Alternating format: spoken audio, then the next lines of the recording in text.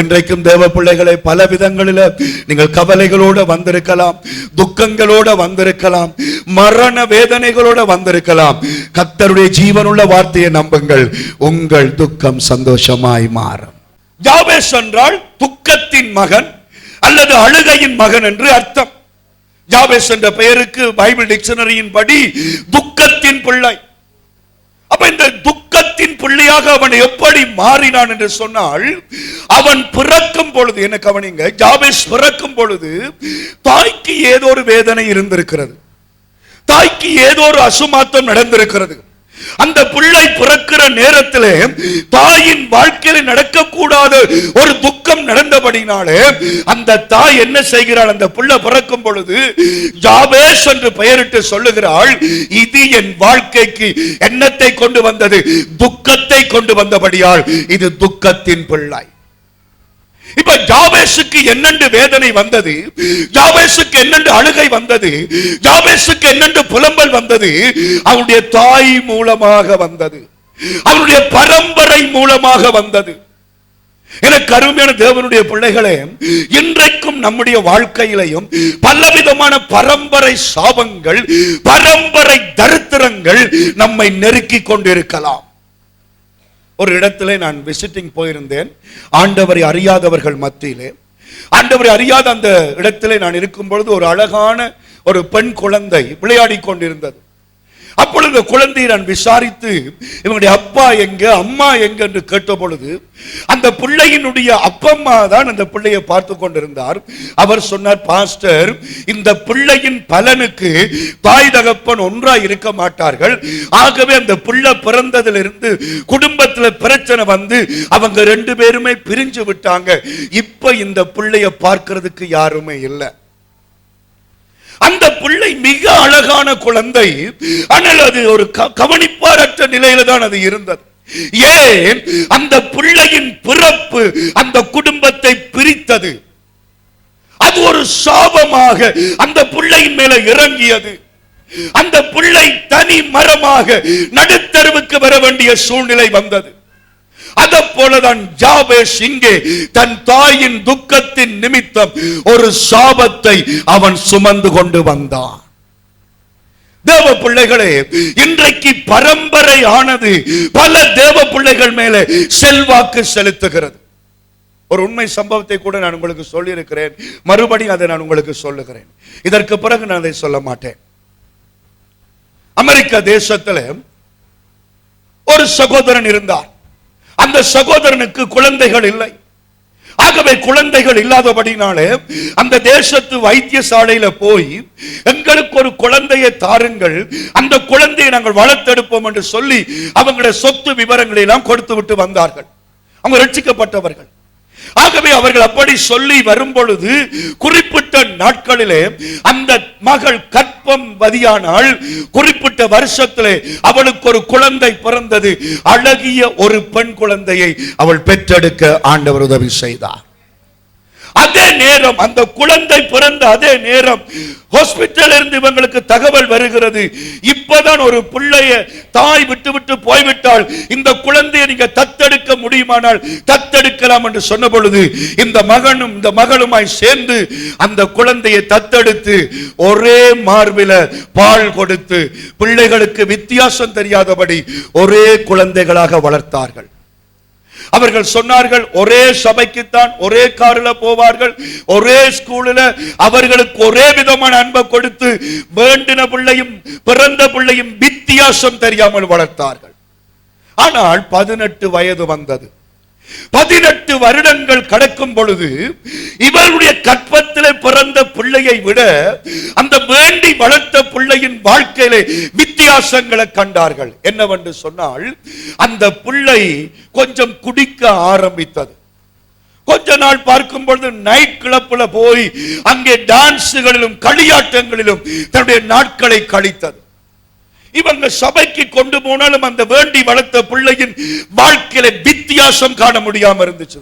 எவ்வளவோ சொல்லி பார்த்தாங்க, பிள்ளை கேட்கல. கடைசியாக ஒரு விபச்சாரிய போல எல்லா ஆம்பளைகளோடையும் சுத்த ஆரம்பித்தது. இது தாய் தகப்பனுடைய உள்ளத்தை நொறுக்கியது. அவங்களுக்கு வேதனை வந்தது. இவ்வளவு காலம் வளர்த்து இந்த புள்ளை இப்படி திசை கட்டு போய்விட்டது என்று சொல்லி தாயும் தகப்பனுமாக வளர்த்த அந்த தாய் தகப்பன் என்ன செய்தார்கள், இனி ஆண்டவர் தான் உதவி செய்ய வேண்டும் என்று சொல்லி 2 பேருமாய் முடிவெடுத்து ஒரு நாள் உபவாசம் பண்ணி தேவனை நோக்கி ஜெபித்தார்கள். ஆமென் சொல்லுங்க. எங்களுடைய பிரச்சனைக்கெல்லாம் ஜெபத்திலே பதில் இருக்கிறது. ஆனா நாங்க ஜெபிக்கிறேன். அவங்க உபவாசம் பண்ணினாங்க. காலையில இருந்து மாலை வரைக்கும். மாலை வேளையில ஆண்டவர் ஒரு தரிசனத்தை அந்த குடும்பத்துக்கு கொடுத்தார். அந்த தரிசனத்தை கொடுத்து அந்த தாய் தகப்பனோடு கர்த்தர் பேசினாராம். இந்த பிள்ளையை ஒரு ஒழுங்கான தாய்க்கு பிறக்கவில்லை. ஒழுங்கான முறையில் இந்த பிள்ளை கற்பம் தரித்து பிறக்கவில்லை. மாறாக இவளுடைய தாய் வேசித்தனத்தின் மூலம், விபச்சாரத்தின் மூலம் தான் இந்த பிள்ளையை பெற்றாள். இப்பொழுது அந்த தாய் இந்த உலகத்தில் இல்லை. ஆகவே அந்த தாய்க்குள்ள இருந்த அந்த விபச்சாரத்தின் ஆவி இந்த பிள்ளை வளரும் பொழுது இந்த பிள்ளையை தாக்குகிறது என்று கர்த்தர் அவங்களுக்கு தரிசனத்தை கொடுத்தார். ஆகவே அவங்க ஜெபித்து ஆண்டவர்ட்ட ஆலோசனை கேட்டாங்க. என்ன செய்யறது ஆண்டவரே, இது எப்படி மாறும், எப்படி மாத்துறது ஆண்டவரே, இத்தனை வருஷம் நாங்க வளர்த்துட்டோமே, என்ன செய்யறது? ஆண்டவர் சொன்னாராம், அந்த பிள்ளைக்கு நீங்க எல்லாத்தையும் சொல்லுங்க, அந்த பிள்ளை என்ன தீர்மானம் பண்ணுகிறாளோ அதன்படி நான் அவளை ஆசீர்வதிப்பேன். ஆகவே அவங்க இவ்வளவு நாளும் அந்த ரகசியத்தை சொல்லவில்லை. ஒரு நாள் தாங்கள் பெற்ற பிள்ளையை ஒரு இடத்துக்கு அனுப்பிவிட்டு வளர்த்த பிள்ளையை ஒரு நாள் தங்களுடைய வீட்டில் வைத்து அவங்க அந்த பிள்ளைக்கு உள்ளதெல்லாம் சொன்னாங்க. எப்படி இந்த வீட்டுக்கு நீ வந்தாய், உண்மையில் எங்களுடைய கர்ப்பத்தில் நீ பிறக்கவில்லை, இந்த வைத்தியசாலையில இத்தனை திகதி நாங்கள் உன்னை பெற்றிருக்கிறோம் என்று எல்லாத்தையும் காட்டி சொன்னார்கள். நீ உன் வாழ்க்கை இப்படி தவறி போன பொழுது உன்னை நாங்கள் திருத்தினோம், நீ திருந்தவில்லை. ஆகவே நாங்கள் உபவாசம் பண்ணி ஜெபித்தோம்.